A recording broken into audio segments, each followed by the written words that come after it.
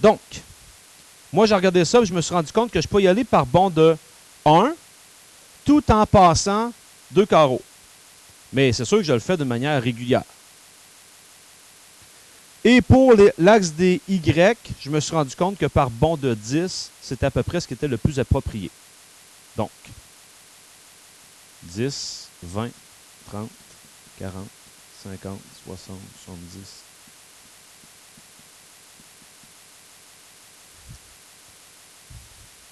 Dans l'autre classe, j'avais un élève qui me demandait est-ce qu'on pourrait se contenter de mettre uniquement la première valeur, comme on voit des fois dans un exercice, pour éviter de toutes les écrire. Bien sûr. Mais vous comprendrez que de toutes les écrire, après ça, je n'ai pas beaucoup de travail à faire pour aller placer mes points. C'est des repères. Donc là, ce que j'ai à faire, c'est de prendre ce que j'avais dans ma table de valeurs et d'aller placer ça dans mon graphique. Donc, on avait 0, 0. 0, 0. On avait par la suite 1, 2. Donc là, on y va à peu près. Même chose pour 2, 8. Comprenez que c'est un esquisse, donc on y va à peu près. 3, 18. 4, 32. 5, 50. Là, vous êtes déjà en train de voir un petit peu ce qui se passe. Et 6, 72.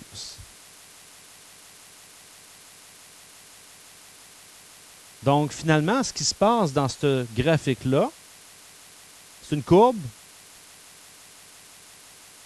comme ça qui est croissante.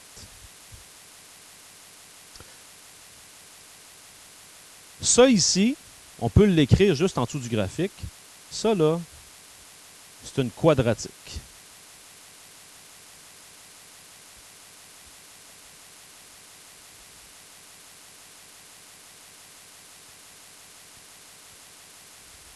OK. On va aller faire la même chose avec l'autre maintenant. L'autre. La situation est la suivante. Le nombre de bactéries sur une surface, si ce nombre double chaque heure. Bon, vous comprendrez que dans ce problème-là, s'il n'y a pas de bactéries sur une surface, si la surface est complètement... ça, il y a un terme en médecine là, pour ça, là. Donc, complètement stérile. Super. Donc, si la surface est stérile, il n'y aura pas de bactéries qui vont se développer. Donc, ça en prend un peu en partant. Donc, disons, au départ,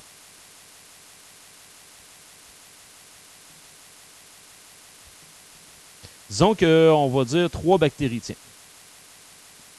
Qui n'est pas beaucoup. Juste 3 bactéries. Mais on va observer ce qui se passe.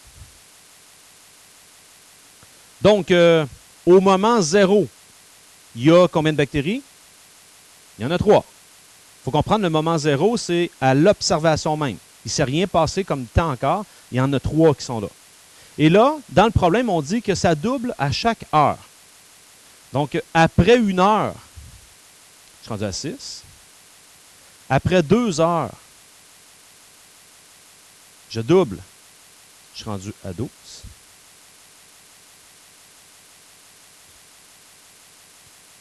Après 3 heures, je redouble 24. 4 heures, 48. 96. Puis si je continuais, là, je serais rendu à 192. Ça va super vite après ça. Un exemple d'une situation comme ça. Vous vous souvenez, il y a quelques années, il y en a peut-être même qui se sont fait vacciner. L'épidémie de la grippe H1N1. Ben, quand on parle d'une épidémie, ben, c'est pas loin qu'ils perdent le contrôle. Ben, pour éviter ça, ils ont vacciné des gens pour, si on veut, ralentir le processus de contamination. Mais c'est juste que moi, je sois malade, puis je sois contagieux, puis je contamine 3 personnes, puis que chacune de ces personnes-là contamine 3 autres personnes. On est juste rendu là, on est 1, 2, 3, 4, plus 9, on est rendu à 13. Puis si les 9 autres là, en contaminent chacun 3, ça fait ça comme ça. Puis c'est là qu'on se retrouve avec une épidémie. Donc, il y a des phénomènes qu'il faut vraiment prendre ça sérieusement. Il y a même des pays qui ont des problèmes avec des infestations de rats. Un rat, c'est l'animal qui se reproduit le plus rapidement. Pas juste pour le concevoir, mais le temps de gestation est le plus court. Fait qu'un rat dans une année, je n'ai pas été fouillé, mais il faudrait voir combien qui donne de portées, puis à chacune des portées, combien qu'il y en a. Et chacune de ces portées-là, c'est pas long que les femelles de la portée peuvent aussi avoir des rats. Fait que ça fait quelque chose de... Ça fait ça rapidement. Oui. C'est le même principe avec les puces de lit. À Montréal, là, ils ont des problèmes présentement avec ça. Donc, c'est des phénomènes qu'il ne faut pas prendre à la légère. OK? Je donnerai un exemple à la fin de la période aussi qui peut être bien intéressant en lien avec un principe comme ça ici. Donc, allons traduire ça. Donc, dans ce problème-là, j'avais ici le nombre d'heures, donc les heures. Et en Y, le nombre de bactéries.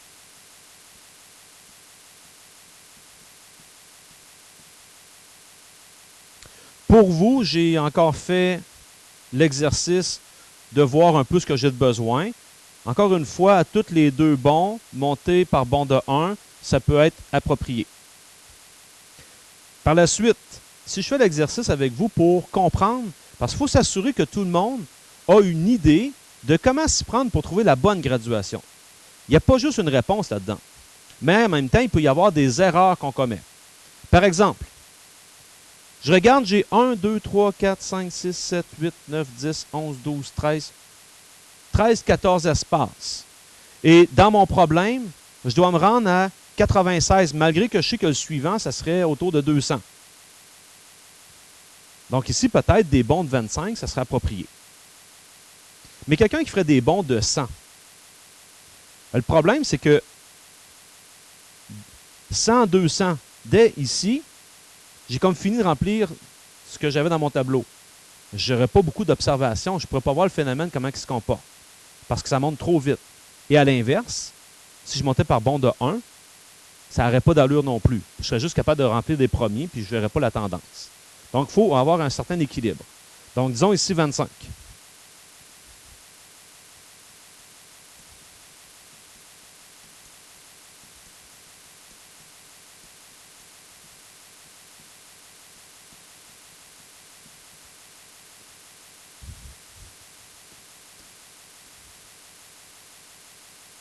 Et on place ce qu'on a comme information. 0,3. 1, 6. 2, 12.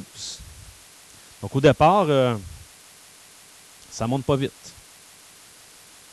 3, 24. 4, 48. 5, 96. Et je vous ai dit que si on avait eu 6, là, on peut le mettre parce que ça va nous permettre de comprendre ce qui se passe. 6, on serait rendu à 192. On se rend compte que plus ça va, plus ça monte très rapidement. Puis là, je vais vous dire de quoi que vous allez dire, j'ai déjà entendu cette expression-là. Hein? Vous avez déjà entendu parler qu'une situation est exponentielle. Ça croît d'une manière exponentielle. Ben, c'est ça, monter d'une manière exponentielle. Ça monte très, très, très, très rapidement. Donc, ça, c'est une exponentielle.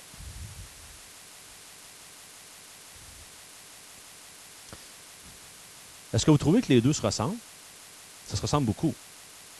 Pourtant, il y a une différence remarquable. Et vous devez cibler cette différence-là.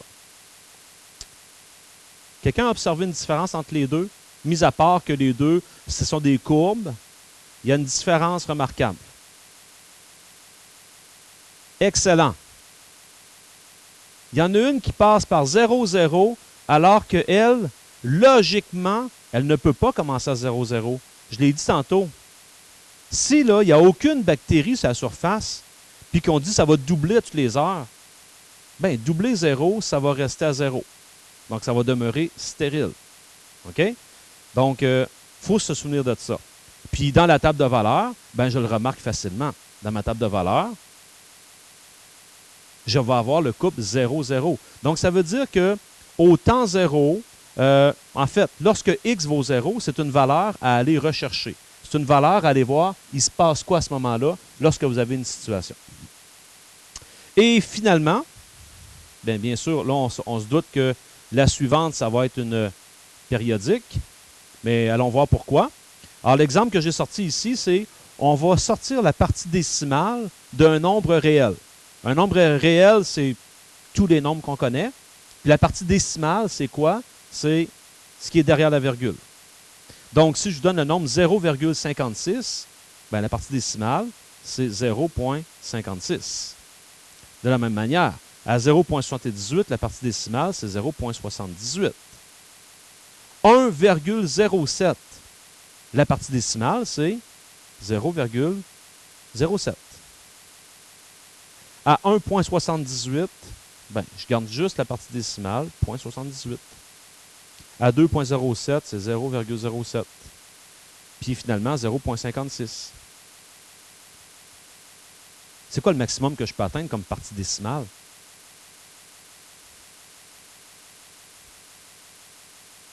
« 0,999999. Si je dépasse ça, j'ajoute une fraction de 1, là. Je tombe à l'entier, puis ma partie décimale devient 0. Là, je recommence. 0, mettons 0,1, 0,2, 0,3. Puis quand j'arrive à 0,9999, la partie décimale, elle tombe à 0. Tout le monde comprend ça?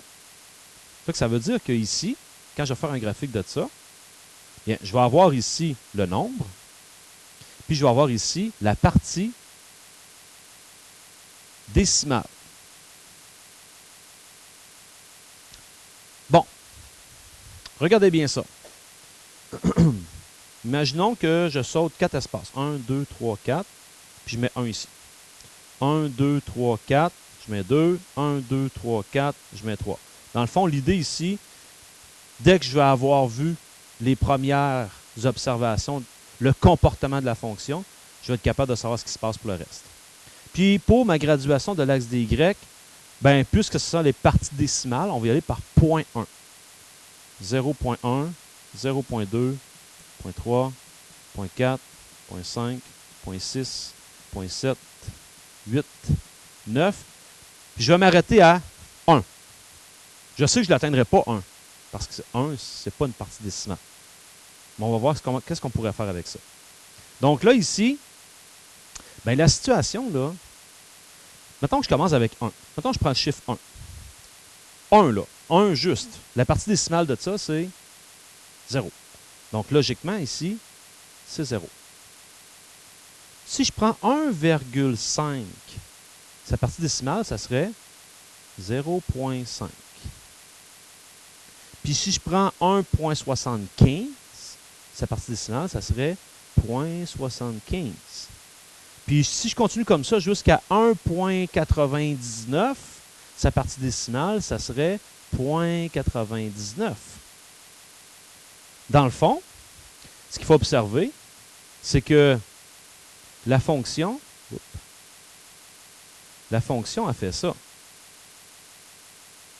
A fait ça jusqu'à temps que j'arrive ici comme ça, rond ouvert. Pourquoi j'ai mis un rond ouvert? Bien, quand j'arrive à 0,99999, tout près de 1, mais pas 1, c'est ça ma partie décimale. Puis dès que j'ajoute quelque chose ici, je vais tomber à 2. Puis à 2, ben, sa partie décimale, c'est 0.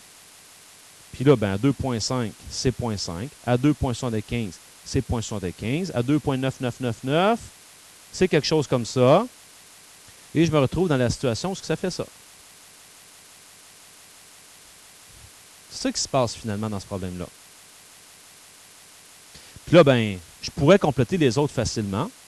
Je pourrais dire que finalement, entre 0 et 1, ce qui se passe, c'est quelque chose comme ça. À 0, c'est 0, jusqu'à temps que tu arrives ici.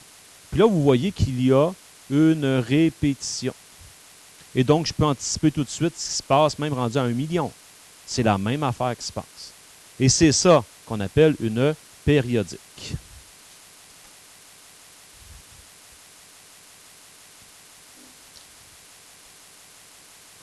Ça va? Pardon? Ah, Kelly? Périodique?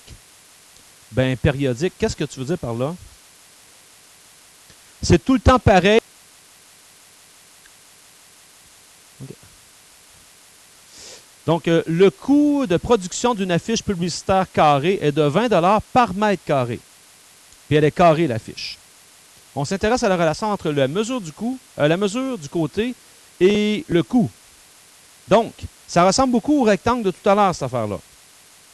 Je vais aller vérifier, moi, à 0, qu'est-ce qui se passe. Parce que je veux savoir, si tu une exponentielle ou une quadratique.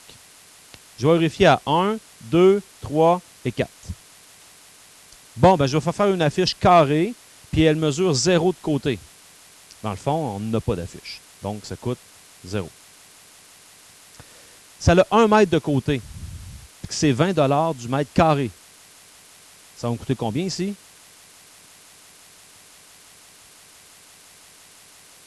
« 80 ».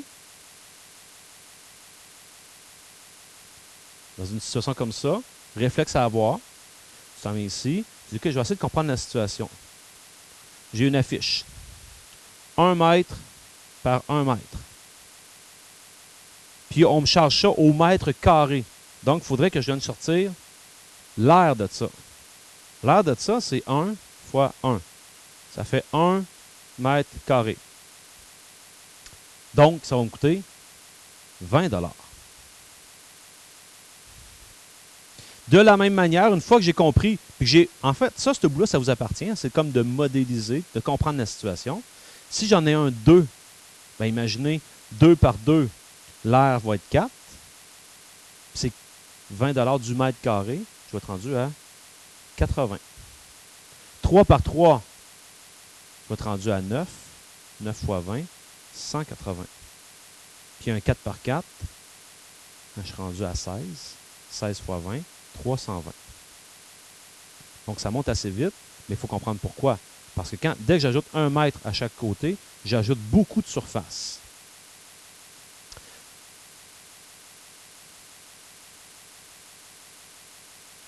On va représenter ça ici. Donc, j'ai besoin des axes.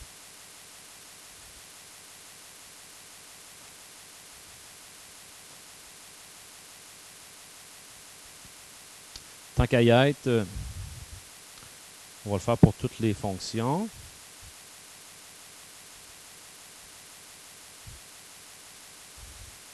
Puis, je vais reprendre la première. La première qui était le nombre de jours écoulés et le nombre de billets vendus. Donc ici, le nombre de jours, nombre de billets vendus.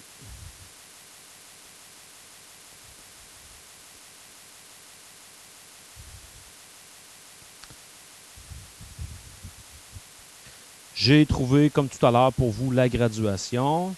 La graduation ici, à tous les deux espaces, j'ai monté par bond de 1.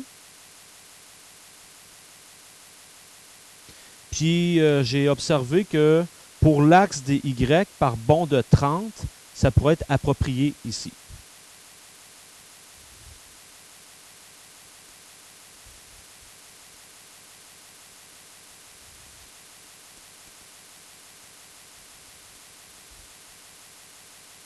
Puis, j'ai pris ma table de valeurs. Tout ce que j'ai fait, c'est je traduis ça, je place mes points dans mon graphique. Donc, on avait le point 0, 300. On avait le point 1, 240. 2, 192. 3, 153. 4, 122. C'est presque une droite, mais ça n'est pas une. Là. Il y a une légère courbe là-dedans. Dans le fond, ce qui se passe, c'est que ça diminue. Comme ça. J'ai une légère courbe. Allons faire la même chose avec la deuxième. La deuxième, c'était pas bien compliqué, c'était la voiture de course. Donc, j'avais ici le temps et j'avais la vitesse.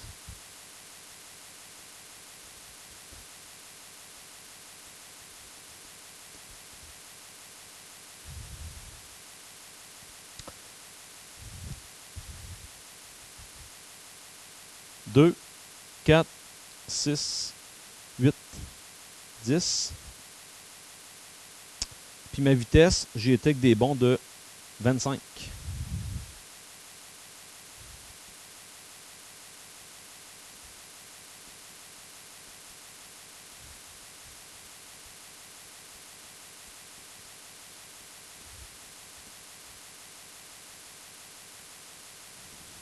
Puis je vais placer ce qui se passe. Au moment 0, on avait déduit dans ce problème-là qu'on observait qu'elle était à 275 km/h. Après 2 minutes, elle était rendue à 100. 4 minutes plus tard, 275, 100, 275, 100. Puis là, ça serait facile de faire le graphique pour tout le reste parce que c'est répétitif. Ça fait quelque chose comme ça.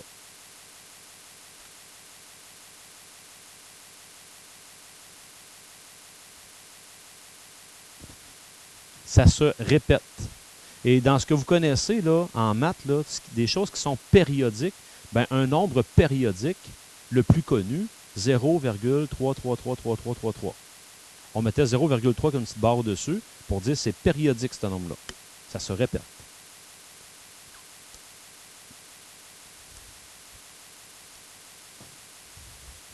Et le dernier exemple qu'on a fait, il était question d'un carré, une affiche carrée, puis le coût de cette affiche-là à raison de 20 $ du mètre carré. Donc, j'avais ici, c'était la mesure du côté de l'affiche, et j'avais ici le coût. À tous les deux espaces, j'ai monté ça par bond de 1.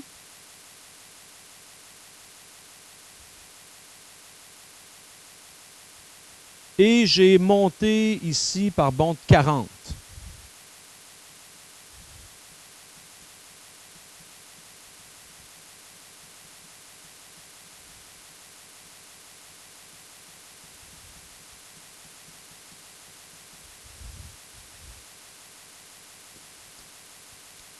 Même chose.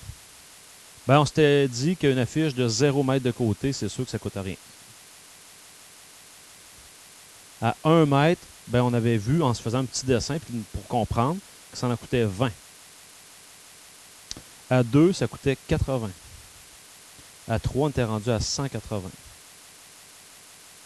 À 4, 320.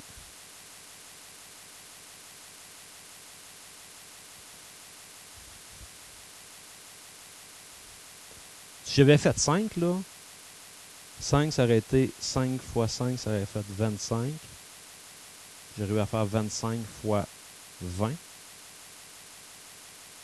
25 fois 20, là. 400 quelques. 500 $. Ah oui, à 5, je serais rendu à 500, donc je serais rendu quand même assez haut. Fait que dans le fond, je verrais que la tendance, c'est la suivante. Ça fait ça comme ça. Puis là, dans le bas, on vous demande d'identifier le type de fonction. Ben ici, c'est assez évident. C'est une courbe qui croît, donc, puis elle passe par 0. Elle, c'est une quadratique. Elle est facile à reconnaître, c'est une périodique. Puis elle, pourquoi que c'est une exponentielle? Ben, elle ne passe pas par 0, 0 et c'est une courbe. Ben, on se rend compte qu'une exponentielle peut être décroissante aussi. Ça se peut. C'est possible. Même principe, une quadratique peut être décroissante. Donc, là-dedans, la première, c'est une exponentielle. La deuxième, c'est une périodique. Et la troisième, c'est une quadratique. Et il me reste une petite chose avec vous, c'est de commencer à aller voir la fonction quadratique. Elle se comporte de quelle manière? Puis après ça, je vais aller vous montrer quelque chose de bien intéressant.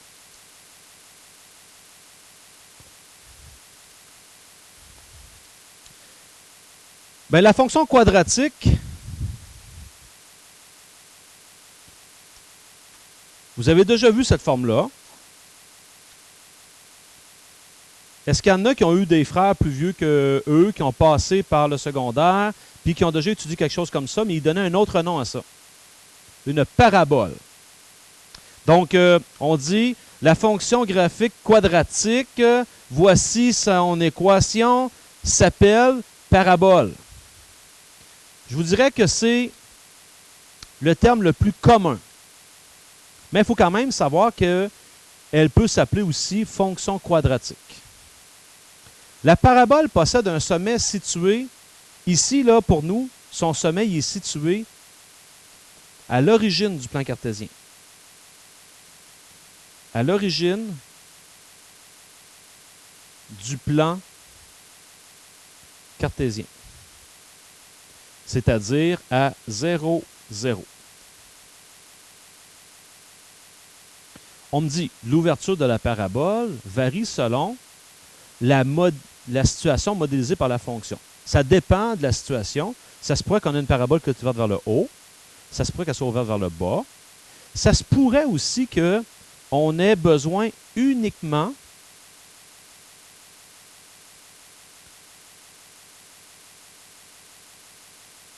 de ça.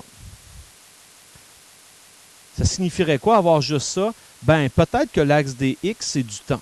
Puis du temps négatif, c'est rare. Ou c'est le nombre de jours. Le nombre de jours qui s'est écoulé. Ben, moins 2 jours, moins 3 jours, ça ne se peut pas. Donc, on est limité à le premier cadran. Mais on sait que, sous-entendu, ben, il est là le reste. OK? Mais selon la situation, on se limite à la portion qu'on avait. J'ai pointé des choses. Entre autres, ici, cette chose-là ici, c'est le sommet.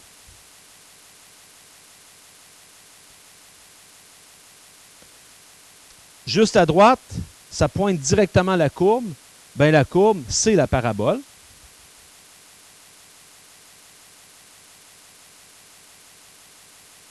Ou, si vous voulez, c'est la fonction quadratique.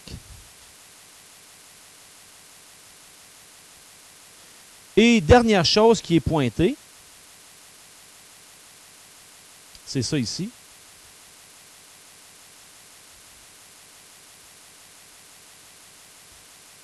Ce qui est pointé là, c'est comme un miroir qui passe en plein milieu de la parabole, de façon à ce que chaque côté est équivalent un par rapport à l'autre. Le nom qu'on donne à ça, c'est un axe de symétrie.